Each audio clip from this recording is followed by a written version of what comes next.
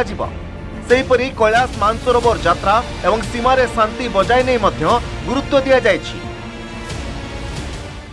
जो ट्रेड कथा आम देखुचु जीपरि भाव में जो जो आइटम्स पर इंडिया रिक्वायरमेंट थिला एवं टैरिफ बाबद जपरि इंडिया मध्य टर्चर होता ट्रंप पाखर यही समय चाइना सहित रिलेशनशिप जो डेवलपमेंट एवं जो कथा बहुत दिन धरी चाइना सहित इश्यू जहाँ थिला जो थे कि आहरी बढ़ी जाइथिला गलवान पर ताहा संपूर्ण रूपे वर्तमान गोटे फ्रेंडशिप आड़ को जाइए पड़ोसी भाव में वर्तमान चाइना मध्य बंधुतार हाथ बढ़ई जेपरी भाव में इंडिया सहित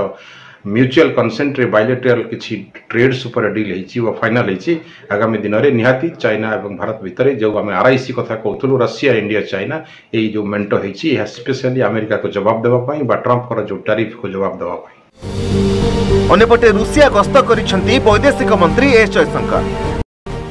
वर्तमान जयशंकर जो मस्को विजिट रही मस्को विजिट रे जो डिस्कसन होची एवं से सीधा सड़क मस्को